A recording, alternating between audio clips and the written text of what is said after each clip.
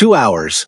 That's the distance between a road manager sending a video to his boss and that same boss knocking on the door of the woman in it. 2 hours. Nobody drives 2 hours in the middle of the night for someone they've written off. You drive 2 hours because the paper trail in your phone is already contradicting the tweet you just posted. And before we walk through this whole thing, if you've been rocking with Rap and Receipt, tap the like, hit the subscribe, and turn the bell on so the next drop doesn't get buried in your feed. We got a lot of paper to sort. Here's the surface of it, dry as we can keep it. On or around the last week of the current news cycle, a video began circulating showing Jaidyn Alexis in an intimate moment with a man identified across multiple platforms as Bravo, the same Bravo who has publicly served as Blueface road manager. Blueface, government named Jonathan Michael Porter, reposted a version of the clip to his own live stream and followed it with a tweet reading in his own words, "That's not my beat no more." Hours later, per his own broadcast, he drove to Jaidyn's residence. Meanwhile, Karlissa Saffold, Blueface's mother, went live on Twitch and delivered a monologue framing what happened as a generational curse and requesting, in her words, singing lessons from her son's baby mother. That's the room. That's who's standing in it. Now, the promise. There's a piece of this everyone in the comments is skipping over. It's not the video. It's not the mother's live. It's a 9-month gap that only makes sense if somebody was sitting on this footage waiting for the right moment. We'll get to that gap. Stick with it, because the story everyone is running with is the messy one. Road manager smashed the boss's baby mama, boss retaliated by exposing her, mother tried to mediate on Twitch and made it worse. That's the loudest read. That's not the read that survives a second look at the timeline. Let's lay the paper down first before anyone talks. Start with what Blueface himself broadcast, because he's the one who put the receipt on the table. On his own stream, referencing Bravo, he said on air, "Did y'all know that Bravo Jaidyn playing when I got knocked out? He was just playing, I guess." That's not an accusation from a blog. That's the principal narrating the accusation from his own mouth, in his own studio, to his own audience.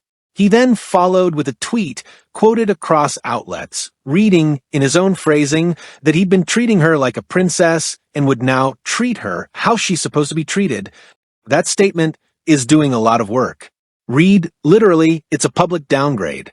Read strategically, it's a man rehearsing a legal and PR position in real time.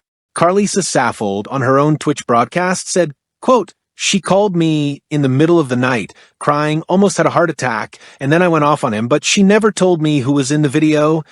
That's the mother on her own channel confirming 3 things: the call, the timing, and the identity gap. She also stated on that same stream that she asked whether Jaidyn wanted her and Blueface's father to pull up, and that Jaidyn did not respond in the affirmative. Her exact framing: "I asked if you wanted me and his father to pull up, and you didn't want that."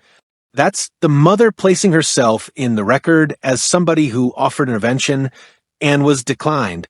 And then there's the line the mother returned to twice. She said, and this is her language, "I know for sure my kids don't know that I slept with their daddy best friend or that he slept with my best friend that was just in my wedding not too long ago." That's not a slip. That's a woman on her own broadcast, in front of her own audience, telling on herself to make the case that what her son is going through is a mirror of what she went through. That's the paper. That's tier 1. That's her on camera saying it. Real quick, let me reread that one, because it matters. She's not just being a mother. She's establishing a pattern claim. She's saying, what Jaidyn allegedly did is what I did. What Bravo allegedly did is what my husband's friend did. She is publicly aligning the current story with a story from 20-plus years ago in her own life. That's not mediation. That's testimony. All right, set that down. Move to what lines up underneath it. The overlay is where this stops being a scandal and starts being a calendar problem. Blueface has been incarcerated. Multiple outlets have reported his sentencing tied to gun-related charges out of Los Angeles County, with reporting from Rolling Stone and XXL detailing the calendar of his custody and release. If the alleged encounter between Jaidyn and Bravo occurred, per the mother's own broadcast timeline while Blueface was inside, The video sitting for 9 months before surfacing is not accidental. 9 months is a specific number. 9 months is the length of a pregnancy, the length of a probation review, the length of a label reporting cycle. 9 months is what you sit on a piece of paper when you're waiting for it to be worth more than it currently is. The mother said it herself, her language on stream. There's no way in hell Jonathan got no video through the wire 9 months ago from jail and held it until now. That's her, his own mother, publicly rejecting the version of the story that says her son held the tape. Which means, by her own read, somebody else had the tape. Somebody else timed the drop. And the drop landed exactly when it would do the most public damage. The word coincidence doesn't live in this analysis. Nobody's asked to reach for it. Layer in the 2-hour drive. Blueface on his own stream first performed a public disavowal. That's not my beat no more. Then, per the mother's account and per the stream chatter he himself acknowledged, he drove to Jaidyn's residence. The public position and the private position contradicted each other inside the same 120-minute window. Either the tweet was a lie, or the drive was a lie, or both were performances aimed at different audiences. The Shade Room reported the visit contemporaneously. That's the seam. That's where the story stopped stitching. Now, the magnifier. 2 things worth pulling under the glass. First, the language of the tweet. You going to treat the hoe like a princess? I'ma treat it like she's supposed to be treated. Read that sentence twice. It doesn't say, I am done with her. It doesn't say, we are over. It says he was previously treating her a certain way, and now he'll adjust. The verb tense is a downgrade, not a termination, which lines up with the 2-hour drive. It lines up with the mother, on live, saying she asked if Jaidyn wanted him out of there, and Jaidyn didn't say yes. It lines up with the mother's exact phrase. They over there laid up, right now, getting ready to have some breakfast. That's not a breakup video. That's a public humiliation performed by a man who then, hours later, showed up at the door of the woman he humiliated. Different scripts, different audiences, same night. Second, the Karlissa moment nobody's clipping. She said on her broadcast that Bravo's mother is somebody she personally used to walk with, trying to get healthy together. That's a tier 3 receipt, a pattern receipt, but it matters. Bravo isn't a stranger to this family. He's not a new hire. His mother and Blueface mother have a walking relationship, which means the road manager who allegedly ended up with Blueface's baby mama is somebody whose upbringing intersected with Blueface. This isn't an outside actor. This is somebody already inside the wedding album, so to speak. The betrayal reads different when the 2 families were already braided. Had to sit with that one for a second. Now, the framing war, because this is where the outlets have split. One frame, the one running on the loudest platforms, is treating this as a Blueface win story. He caught his baby mama. He exposed her. The internet ran with it. The story ends. Hip Hop DX's coverage leans this direction, quoting his tweet as the closing statement. A second frame, quieter but present in fan forums and in reporting from outlets like The Neighborhood Talk, is treating Karlissa's Twitch monologue as the actual story. A mother publicly disclosing her own extramarital past to contextualize her son's public retaliation. That's a different story. That's a story about a family that has been running the same playbook for 2 generations and is now watching it play out with cameras in the room. A third frame, the one the receipts actually support, is that this was orchestrated, not by Blueface, not by Jaidyn, by whoever had the tape for 9 months and released it in a window when it would maximize damage to both parties. Karlissa herself said this on stream, in language you can pull up on her broadcast. Whoever put the video on the internet for all of us to see, cause Jonathan, I'm sure, did not video that. That's the mother on her own channel pointing at a third actor. Now the Steelman. The counterposition deserves its beat. Somebody in the comments is going to say, none of this matters. She did what she did. He did what he did. The video is the video. Everything else is a mother trying to soften the fall for her son and for the woman she's known since Jaidyn was in high school. That read isn't insane. It has weight. Karlissa is, by her own admission on her own stream, biased. She said she would love for Jaidyn and her son to be together. She said the two got a promise ring in an alley for $200 in high school. She said the story of that ring on her own broadcast. Her voice in this is not neutral. Nobody's pretending it is. But the counterposition collapses at the calendar. Because the counterposition requires the video to have surfaced organically in the moment by accident. It didn't. Per the mother's own statement, the alleged act happened while Blueface was incarcerated. Per the reporting from Rolling Stone, that incarceration window is a specific set of months. Per the mother's own math, the video sat for 9 of them. The counterposition needs those 9 months to be a coincidence. 9 months isn't a coincidence. 9 months is a decision, which pulls us into the take we're not supposed to say out loud. The mainstream read is this is a cheating scandal. It's not.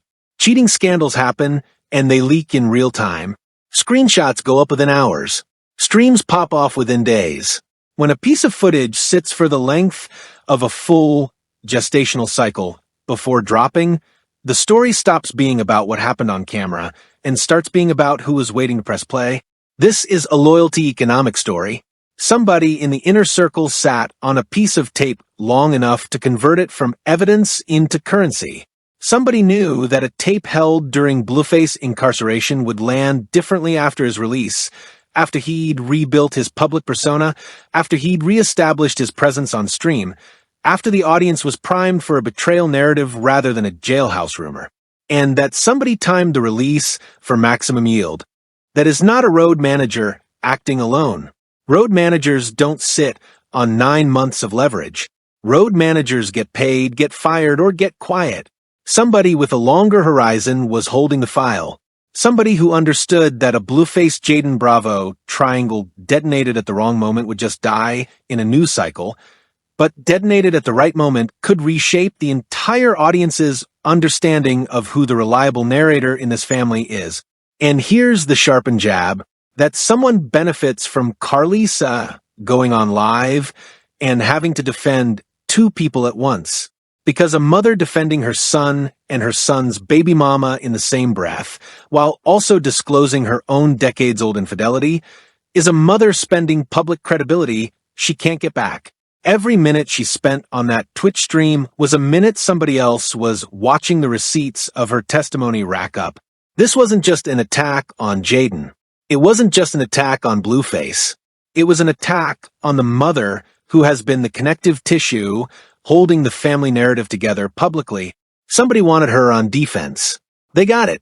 Somebody in the comments has to know something about the chain of custody of that tape, because every search on Bravo's public footprint before this incident comes back thin. He was named as road manager, he was in the room, he was on the payroll, and beyond that there's almost nothing, which is either extremely careful or extremely coincidental, and we already established what we do with that word. Here's the counter question. Was Jaidyn set up by someone who knew Bravo was compromised? Because the mother on her own broadcast floated exactly that theory. Her language, how the would John get a tape of me doing some revenge sex? Y'all need to be mad at them, try to play y'all and send it to both of y'all. She isn't just defending her son. She's saying somebody weaponized both of them, which puts a third party in the room the outlets aren't naming. Now, what's about to happen next? Watch the money before you watch the drama. Streaming numbers for Jaidyn's catalog and Blueface catalog will spike inside 72 hours of the cycle. That spike is not the story, the recovery curve is. If either catalog holds the spike past week 2, somebody with a label calendar is going to greenlight a project release that would otherwise have been sitting in the pipeline. This is the pattern with public scandal cycles. Billboard has tracked it on artist catalogs before. Don't be surprised if a mixtape, a single, or a joint feature announcement drops inside the next 10 days that had no prior announced release date. The wild card, the road manager Bravo, is now the loose piece. If there's a filing coming, it's going to come from him or against him. He is the person with the shortest legal cover in this triangle. Once the shock cycle passes, the incentive for someone in the Blueface camp to make an example of him spikes. By the time the dust settles on this current news cycle, expect a public statement from Bravo himself, either an apology tour appearance, a defensive interview, or a lawsuit disclosure. He can't stay quiet. Quiet reads as guilty in this economy. And this is the residue nobody's pricing in. Karlissa Saffold is now a source.